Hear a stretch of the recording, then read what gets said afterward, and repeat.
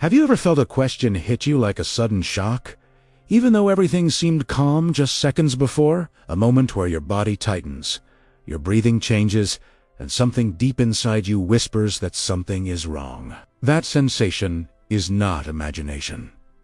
It is not weakness. It is your nervous system detecting manipulation before your conscious mind has fully understood what is happening. Your body often recognizes danger long before your logic can explain it.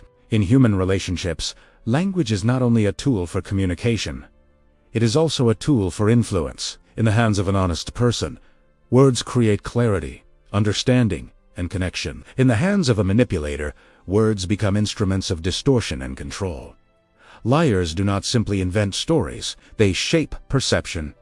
They bend reality. They construct questions that are not designed to reveal truth, but to bury Italiano. These questions often sound reasonable, caring, or even loving. Yet beneath the surface, they are meant to confuse you, destabilize you, and quietly shift power in their favor. In this video, we will examine 5 manipulative questions commonly used by people who lie. You will learn why they work, how to recognize them instantly, and how to respond with calm authority instead of emotional reaction. If you want more content about inner strength, emotional clarity, and psychological self-defense, follow this channel. Now, let's begin. The first manipulative question sounds like this. Why are you overreacting so much? This question does not address the problem. It attacks your emotional response. Instead of engaging with what happened, the manipulator reframes the situation so that your feelings become the issue. You are subtly portrayed as unstable, dramatic, or too sensitive, while their behavior quietly disappears from focus. Once you start defending your emotions, the original topic evaporates. The wrongdoing is no longer under examination. The lie is no longer questioned. The entire conversation shifts toward managing your tone, your intensity, your personality. This tactic minimizes their behavior by exaggerating your reaction. It creates a false equation. If your reaction is wrong, then their action must not be serious. Imagine discovering that a coworker altered important data. You confront them calmly. They respond, "Why are you making such a big deal out of this?" Suddenly, you are explaining your tone instead of discussing falsified information. The correct response is grounded and factual. The issue is not my tone. The issue is the altered data. Did you change it? Yes or no? If they try to divert again, repeat the core issue. Do not decorate it. Do not soften it. Facts collapse, emotional smokescreens. The calmer you remain, the more obvious their deflection becomes.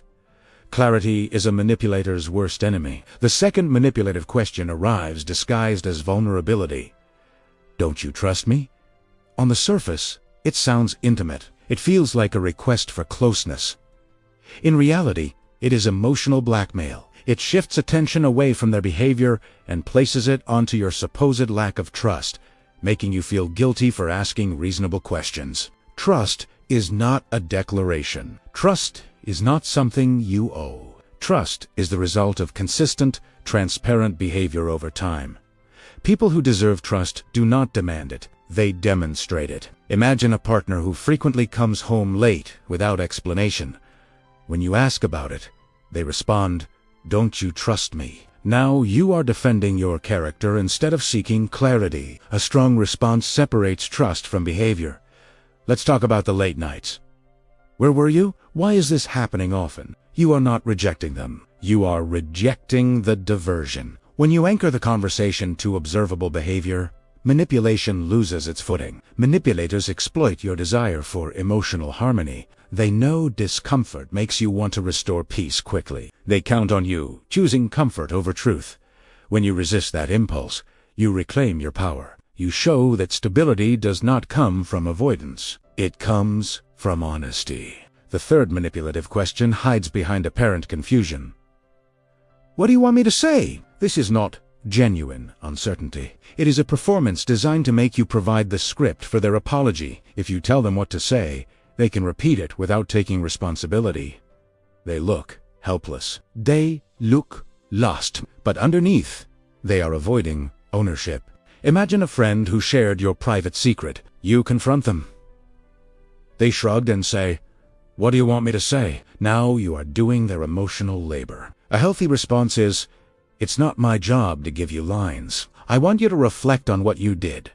Then stop talking. Silence removes their cues. Without direction, their act often collapses. After a pause, ask, what are you going to do to fix this? Sincere accountability produces actions, not theatrical remorse. People who truly regret their behavior do not need coaching. They show initiative.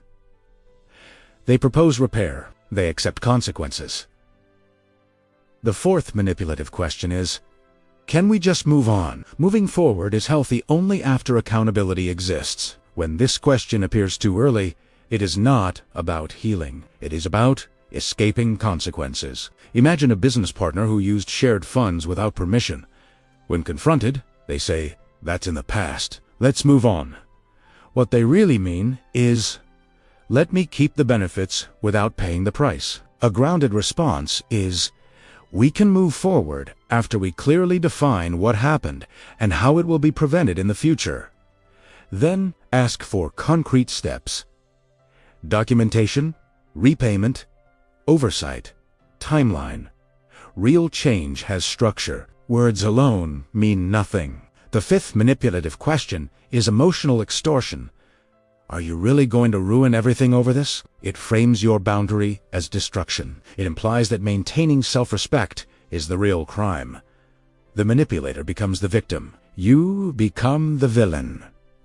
The roles are reversed. Imagine a family member who constantly borrows money and never repays it. When you finally say no, they respond, so you're going to destroy our relationship over money. A healthy response is, setting boundaries does not destroy healthy relationships. It protects them. Offer an alternative, if appropriate.